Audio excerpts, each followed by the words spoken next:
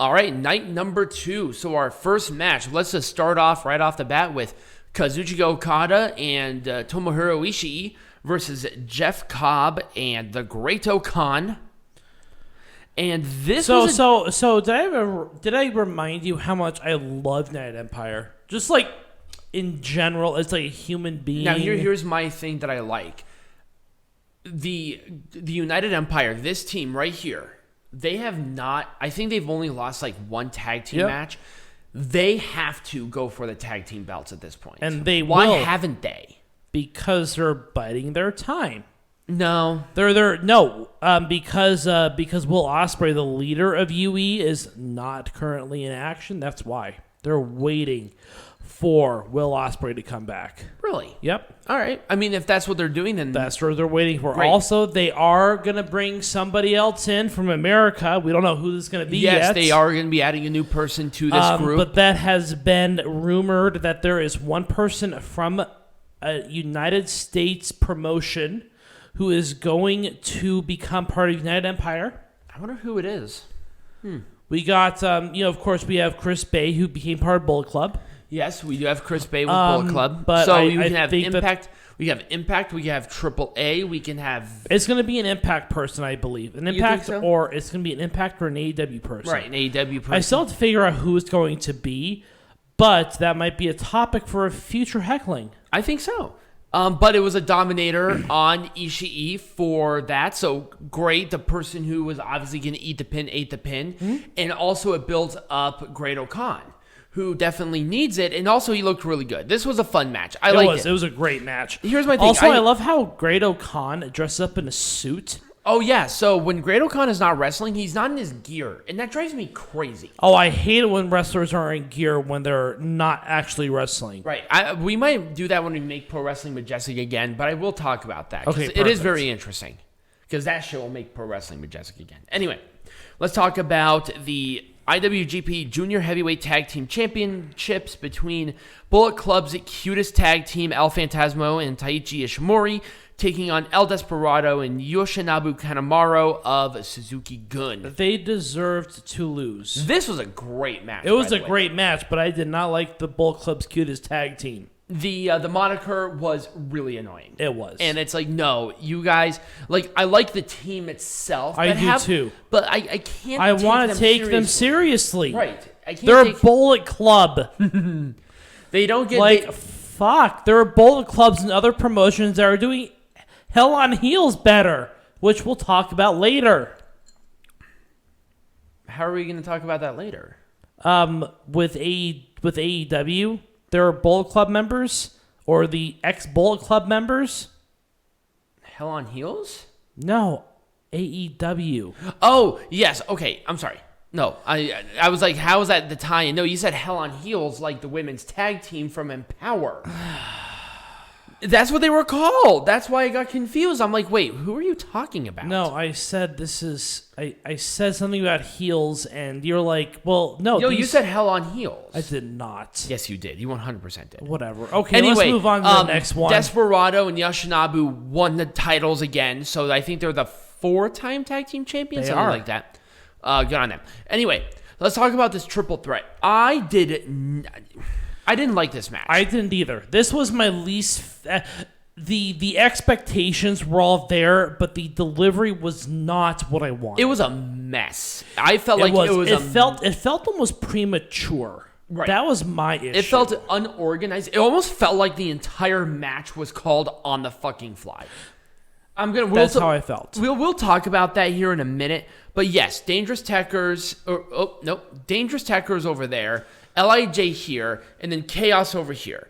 And obviously, all of them have claim to it. I just don't think it should have been a triple threat. Great storyline going into it. It was the absolute perfect storyline going into it, but the match itself did not meet those expectations. Yep, and it was the Black Mephisto on the Yoshihashi for the Tekkers to retain. And yeah, you're not missing a lot if you don't watch this match. Let's talk about a match that you would be an idiot not to watch. This was a great match. Yep.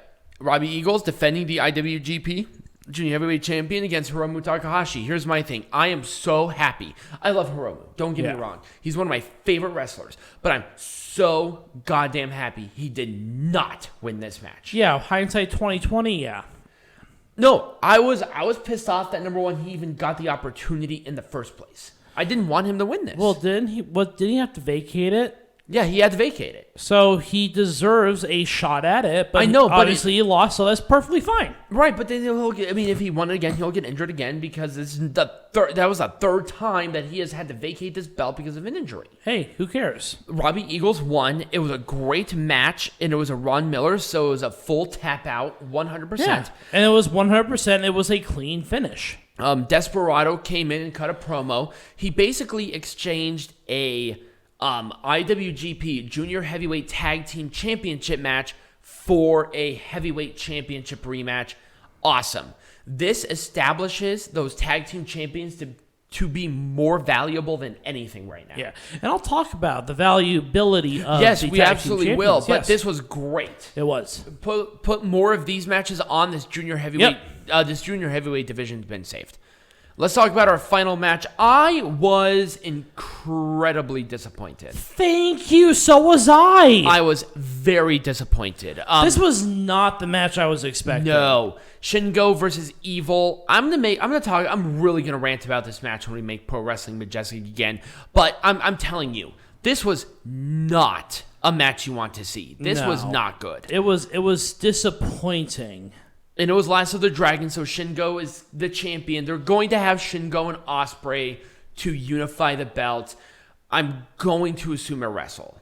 That's just what I'm going to assume. No, we had G1 Climax, which we'll talk about, the G1 Climax tournament. I hadn't have any of the participants written down, by the way. I sort of know who's going to be in it, but the point being is that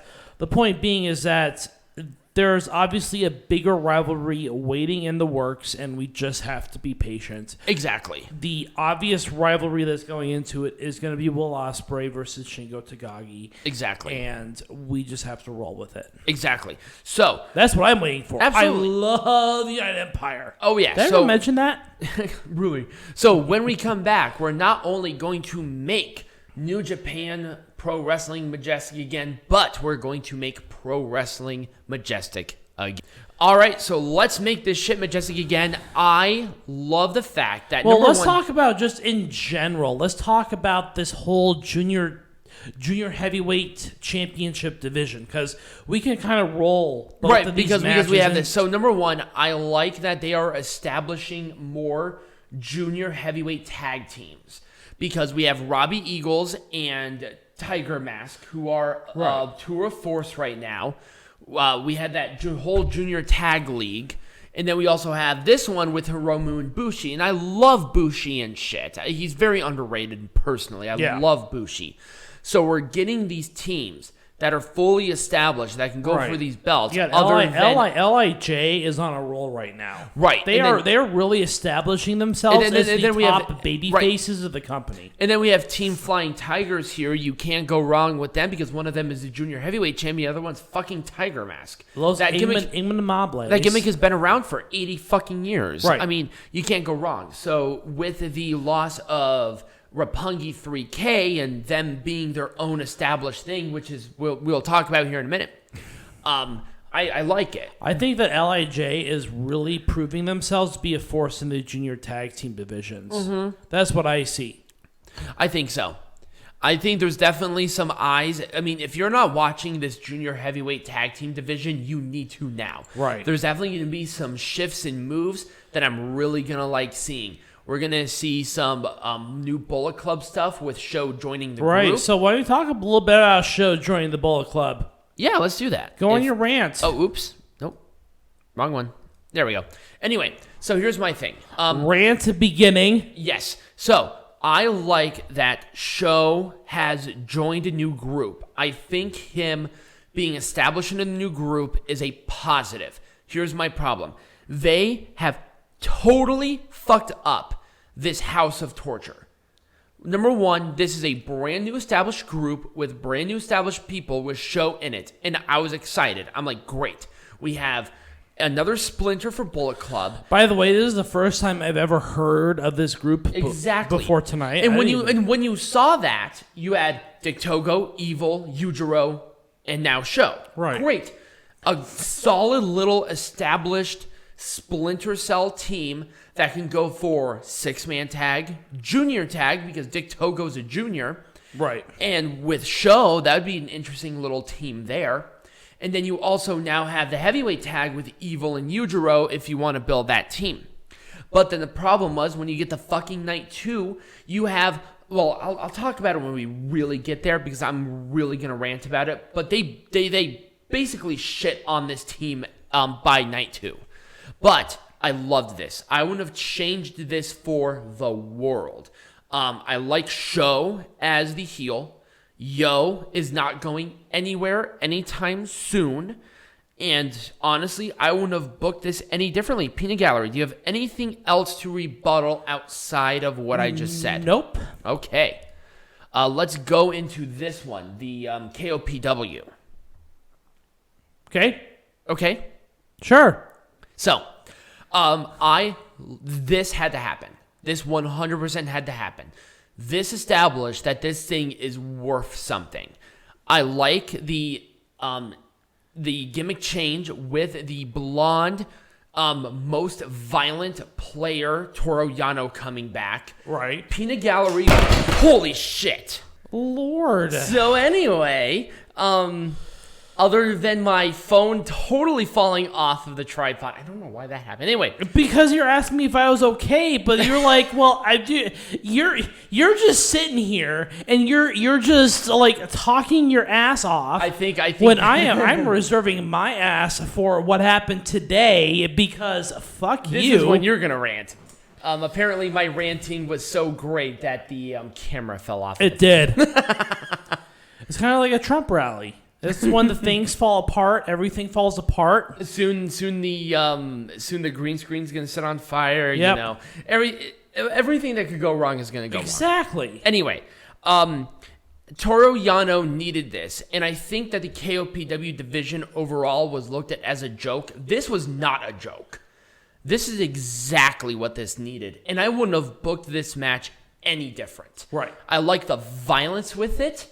I liked how, in some cases, how uncomfortable it got. And it was such a great different thing from your mundane New Japan stuff. Right. It really made this work. Right. So I wouldn't have actually have changed this. This made the KOPW division majestic. Oh, yeah, absolutely. It was great. I am so tired of this fucking match, man. I'm so done with it. I mean, they have great chemistry. I love this. Right. But at the same time, this is I am not kidding you, that third or fourth fucking month that we have had to cover a Kazuchika Okada Jeff Cobb rivalry. Right. And it's annoying. It's really annoying. And I hope to God that this is it. Have Cobb and Okan go for the tag at this point. What else are you waiting for other than Ospreay? He's back. He's back wrestling. He just has to come back to the fucking country. Right. And then Okada can do something else. Have him go for the U.S. champion. That'd be cool. Right. Like, Jesus Christ. I was very worried about Kota Ibushi. Obviously, my worry... It was okay. It wasn't the best in the world, but I understand why they were safe with it. They were very safe with it. They were being very cautious with Ibushi.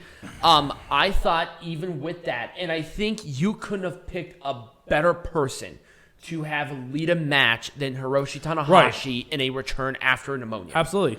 And I wouldn't, honestly, it wasn't as high-flying or hard-hitting as it would have been, but given the circumstances and giving Kota Ibushi that high profile for him to get back into it, yep. Jesus Christ. I wouldn't have done anything different. Yeah. Absolutely. It was great. And also, this is really establishing that IWGP United States Heavyweight Champion into the good graces, just like they did with the Intercontinental. Right. Have more of these matches with two former heavyweight champions in great matches. Right. And that title is going to build up that reputation all day long. Yep. And I even said that I am so happy that this IWGP United States Heavyweight Champion is back in Japan. Yeah. Because this is a IWGP, a Japanese Being a title. secondary title. This is a secondary title, and they have something to go for. Perfect. I can't say anything more about it. It was great. Once again, why have these two? I know what you're going to say, but these two... You already know my opinion on this, so... They need to go for... I don't even care if fucking Ospreay is there or not. They need to go for these tag team champions. They are the most winningest team right now in Japan. And now they might be too late because after G1, we're going to have the Tag League, the World Tag League. And unless these two fucking win, what are you waiting for? These two need to win these belts either before or at Wrestle Kingdom. Right. Because they're just too winning. They have great chemistry together, and people like seeing them. So don't hesitate more. Oh, I am glad that they got these junior heavyweight tags off of the Bullet Club's Cutest tag team because I'm done with that. Yeah, like so am I. I'll talk about it. Yep, you will need a gimmick that takes these two motherfuckers seriously. They can do comedy shit, but have them be serious. What is your thoughts about this? Because right now we're on this. We're making Pro Wrestling Majestic again.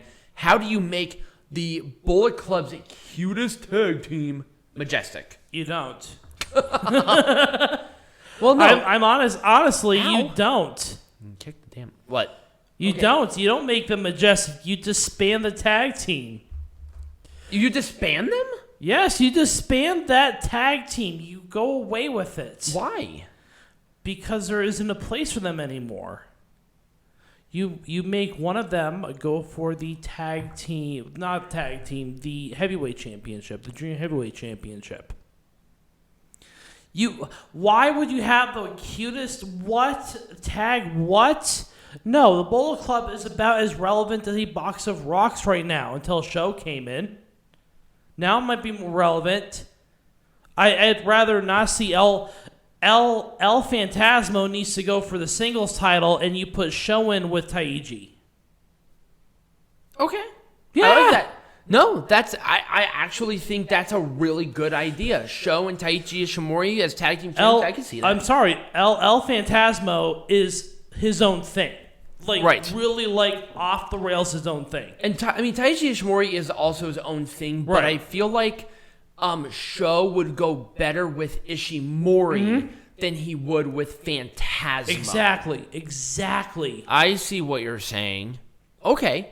And obviously with Desperado and Yoshinobu, I'm okay with them winning the belts again because once again you're continuing to keep El Desperado strong. But El Phantasmo is he's just so weird.